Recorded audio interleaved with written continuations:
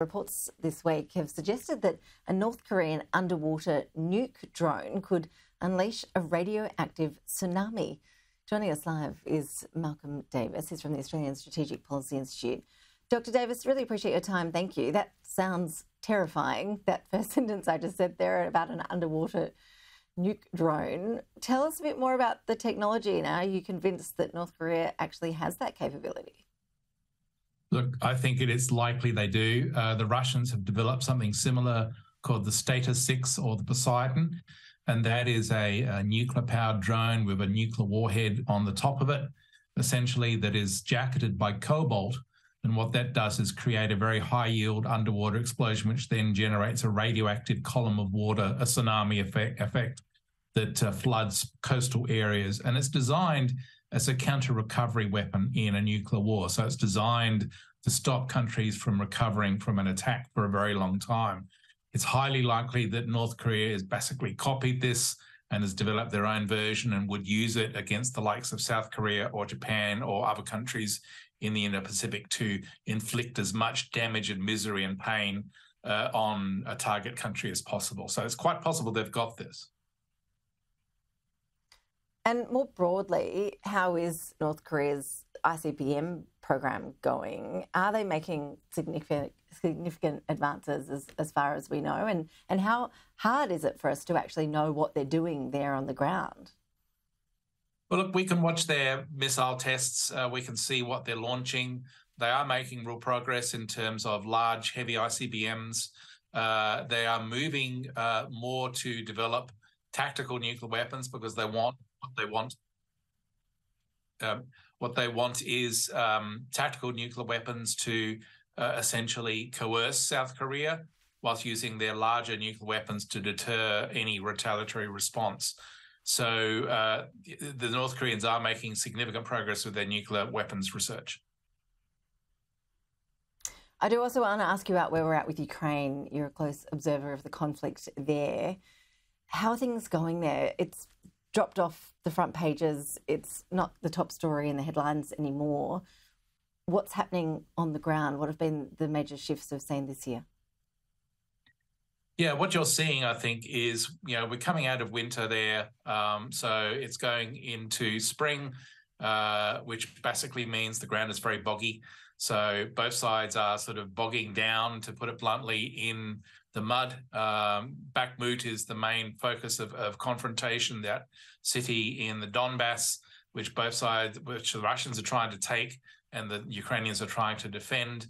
But it looks like the Ukrainians are preparing for a counteroffensive, which could make things accelerate in the coming months.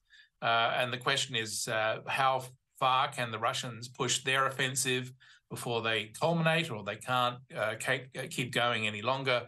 And how far can the Ukrainians prepare for that counteroffensive against the Russians? The other factor, of course, is, will the Chinese government arm the Russian military? Will they arm the Russians? If that happens, then suddenly we're into a completely different situation where the Russians could then seize the momentum and potentially win the war. And that would be catastrophic for Western security. Well, it was a big moment when we saw Xi and Putin meet. What did you take away from those talks? I think two things. Firstly, we're heading towards some really challenging times because China and Russia are clearly coordinating against the Western democracies now. They're working together much more closely. It is likely to be the beginning of a prolonged and intense challenge to Western democracies and to US power in particular across all fronts. So this is an escalation at a strategic level and a global level of that confrontation, that competition between autocracies such as China and Russia on the one hand and Western democracies on the other.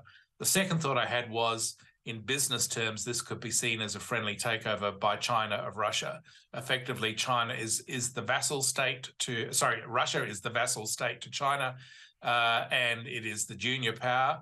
And China basically is going to be able to dominate Russia's future in terms of Russia's reliance on Beijing. So I think that two really challenging situations emerging out of that Xi-Putin meeting. And when it comes to conflict in Ukraine and where things could end up. I mean, where are we at with peace talks? Is there any sense that this is going to wrap up this year, or is it just going to keep barreling on?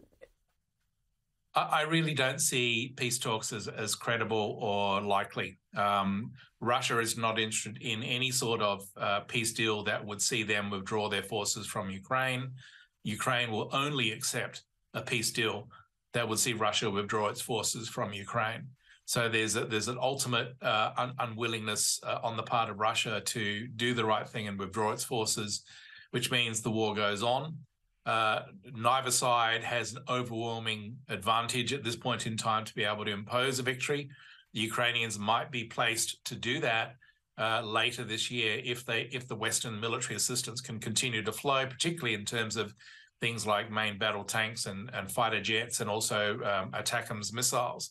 But neither side can really impose victory at this point. Neither side is willing to sit down and talk peace because there's a complete break between either side in terms of their war aims. So I do think that the likelihood of peace talks in 2023, pretty much zero. Very grim situation indeed. Dr. Malcolm Davis, always appreciate your analysis. Thank you.